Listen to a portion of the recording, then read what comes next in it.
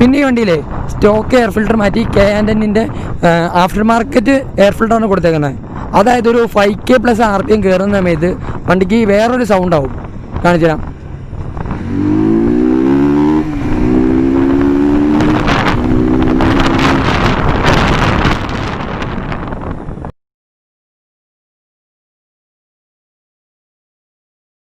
Hi guys, അപ്പോൾ നമ്മൾ ഇന്ന് റിവ്യൂ ചെയ്യാൻ പോകുന്നത് BS4 NS200 പറ്റിയാണ്. നമുക്കപ്പോൾ വണ്ടിയുടെ ഫ്രണ്ടിൽ നിന്ന് തന്നെ തുടങ്ങാം. ഇത് സ്റ്റോക്കായിട്ട് വരുന്നത് ഒരു ഹാലോജൻ ബൾബ് ആണെങ്കിലും ഇതിൻ്റെ ഓണർ ആഫ്റ്റർ മാർക്കറ്റായിട്ട് ഒരു LED ഹെഡ്ലൈറ്റ് കൊടുത്തിട്ടുണ്ട്. പിന്നെ ഈ വണ്ടിയുടെ ഫ്രണ്ടിൽ ഒരു ടെലിസ്കോപ്പിക് ഷോക്കാണ് കൊടുത്തേക്കുന്നത്. പിന്നെ ഒരു പെറ്റൽ ഡിസ്ക് ബ്രേക്കാണ് ഇതിൽ കൊടുത്തേക്കുന്നത്. നമ്മളിപ്പോൾ സൈഡ് പ്രൊഫൈലിലോട്ട് വരുന്ന സമയത്ത് ഒരു ലിക്വിഡ് കൂൾഡ് എഞ്ചിനാണ് കൊടുത്തേക്കുന്നത്. 199.5 cc ട്രിപ്പിൾ സ്പാർക്ക് എഞ്ചിനാണ് ഈ വണ്ടിയിൽ കൊടുത്തേക്കുന്നത്. നമ്മളിപ്പോൾ ബാക്കിലേക്ക് വരുന്ന സമയത്ത് ഒരു ടെയിൽ ഹഗറോട് കൂടിയുള്ള ടെയിൽ പീസാണ് കൊടുത്തേക്കുന്നത്. നമുക്കപ്പോൾ അടുത്തതായിട്ട് വണ്ടിയുടെ സീറ്റിനെ പറ്റി പറയാം. ഡ്രൈവർ സീറ്റ് നല്ല വലിപ്പത്തിൽ തന്നെയാണ് കൊടുത്തേക്കുന്നത്. ലോങ് ഡ്രൈവിൽ അത്ര ബുദ്ധിമുട്ടില്ല.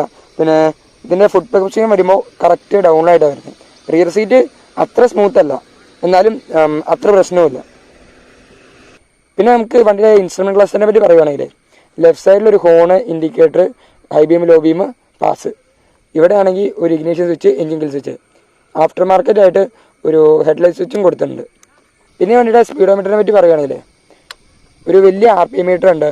പിന്നെ അതിൻ്റെ ഒപ്പം ഒരു സ്പീഡോമീറ്റർ ഉണ്ട്, ഓഡോമീറ്റർ, ട്രിപ്പ് 1, ട്രിപ്പ് 2, പിന്നെ time indicator, side stand indicator, service indicator, പിന്നെ ഫ്യൂൽ മീറ്റർ ഡിജിറ്റൽ തന്നെ കേട്ടോ.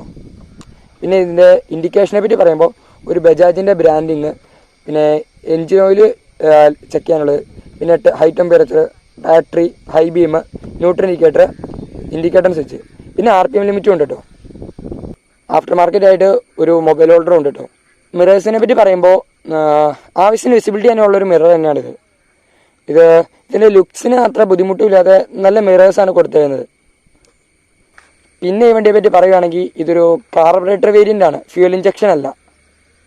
ഈ വണ്ടിയുടെ ഓണർ ഇതിൽ കുറച്ച് മോഡിഫിക്കേഷൻസ് കൊണ്ടുവന്നിട്ടുണ്ട്. അതിൻ്റെ എക്സാമ്പിൾ ആണെങ്കിൽ ഇതൊരു തവണ ഈ സെൻറ്റർ സ്വിച്ച് ഞെക്കി കഴിഞ്ഞ് കഴിഞ്ഞാൽ 2 ഇൻഡിക്കേറ്റർ ഓണാവും. പിന്നെ ഒരു തവണ കൂടി ഞെക്കി കഴിഞ്ഞ് കഴിഞ്ഞാൽ വണ്ടി ഓണാവും.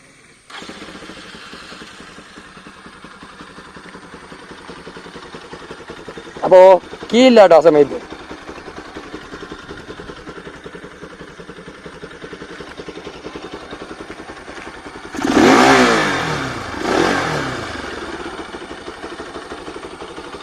പിന്നെ ഇതിൽ തന്നെ വണ്ടി ഓഫ് ചെയ്യാനുള്ളൊരു സെറ്റിങ്സ് കൂടി ഉണ്ട്, അത് ഈ താഴെ ഞെക്കിയാൽ മതി. പിന്നെ അടുത്തായിട്ട് ഈ വണ്ടി ചെയ്തേക്കുന്ന കാര്യം എന്ന് പറയുമ്പോഴേ ഈ വണ്ടി നമുക്ക് ലോക്ക് ചെയ്ത് വെക്കാൻ പറ്റും. എക്സാമ്പിൾ ലോക്ക് സ്വിച്ച് ആക്കി കഴിഞ്ഞിട്ട് നമ്മൾ ഈ സീറ്റിൽ ആരെങ്കിലും വന്ന് ഇരിക്കുകയാണെങ്കിൽ കുറച്ച് വരും. പിന്നെ ഇത് അൺലോക്ക് ആക്കാണ്ട് ഇത് പോകില്ല. ഈ വണ്ടിയുടെ എക്സോസ്റ്റ് നോട്ടിനെ പറ്റി പറയുകയാണല്ലേ,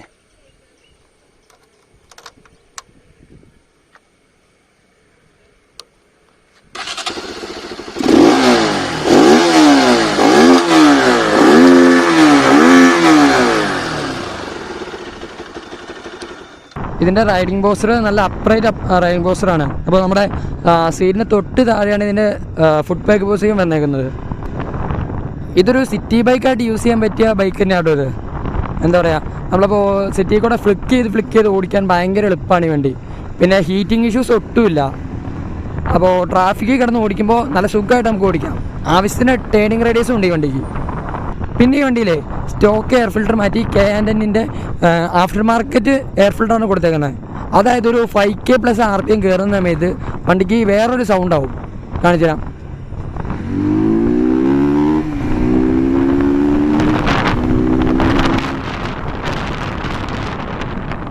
വണ്ടിയുടെ ക്ലച്ചും ഗിയർ ബോക്സിനെ പറ്റി പറയുമ്പോഴേ നല്ല സ്മൂത്ത് ക്ലച്ച് തന്നെയാണ് ഈ വണ്ടിയിൽ കൊടുത്തേക്കുന്നത്. പിന്നെ എനിക്കിതൊരു ഓടിച്ചാൽ ഫോൾസ് ന്യൂട്രോ അല്ലെങ്കിൽ ഗിയർ വീഴായിക്കോ അങ്ങനെ ഒരു പ്രശ്നം എനിക്ക് തോന്നിയിട്ടില്ല. വണ്ടിയെ കോളനി വണ്ടി എന്ന് കുറേ പേര് വിളിക്കുന്നുണ്ട്. അതിൻ്റെ കാര്യം എന്ന് വെച്ചാൽ ഈ വണ്ടി കൊള്ളില്ലാത്തതുകൊണ്ടോ അല്ലെങ്കിൽ വേറെ ഒന്നും കൊണ്ടോ അല്ല, അത് ഇതിൻ്റെ ഓണേഴ്സ് കാരണമാണ്. നമ്മളൊരു വണ്ടി പല രീതിയിൽ നമുക്ക് ഓടിക്കാൻ പറ്റും. എന്ന് പറഞ്ഞു കഴിഞ്ഞാൽ നമുക്ക് നീറ്റായിട്ട് ഓടിക്കാം, അല്ലെങ്കിൽ വണ്ടി കണ്ടീഷനിൽ എങ്ങനെ വേണമെങ്കിലും വെക്കാൻ പറ്റും. നശിപ്പിച്ച് വെക്കാം, നന്നായിട്ട് വെക്കാം.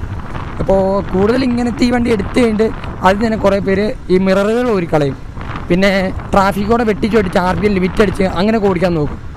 അങ്ങനെയൊക്കെ ഓടിച്ച് കുറേ ആക്സിഡൻറ്റുകൾ ഉണ്ടാക്കി. അങ്ങനെയൊക്കെ വന്നപ്പോൾ അവരെയാണ് ഈ കോളനി വിളിച്ചു തുടങ്ങിയത്. പിന്നെ അവർ ഈ വണ്ടി മേജറായിട്ട് കുറേ പേര് എടുത്തു തുടങ്ങിയപ്പോൾ ഈ വണ്ടീനെ കോളനി വണ്ടീനെ വിളിച്ചു തുടങ്ങി. പക്ഷേ ഈ വണ്ടി ഒരിക്കലും ഒരു കോളനി വണ്ടിയായിട്ട് കമ്പയർ ചെയ്യാൻ പറ്റിയൊരു വണ്ടിയല്ല. ഇതിൻ്റെ പെർഫോമൻസ് നല്ല അടിപൊളിയാണ്. പിന്നെ കുറേ പേര് ഈ വണ്ടിയെ പറ്റി പറയുന്ന കാര്യമാണ് ഈ വണ്ടി സുഖമായിട്ട് ഡ്യൂക്ക് 200 അടിക്കുമെന്ന്. പക്ഷേ എൻ്റെ യൂസിങ്ങിൽ എനിക്ക് മനസ്സിലായ കാര്യം എന്ന് വെച്ച് കഴിഞ്ഞാൽ ഈ വണ്ടി ഇനീഷ്യൽ നല്ല രീതിയിലുണ്ട്, പക്ഷേ ഡ്യൂക്ക് വെച്ച് നോക്കുമ്പോൾ കുറച്ച് കുറവായിട്ടാണ് എനിക്ക് തോന്നിയേക്കുന്നത്.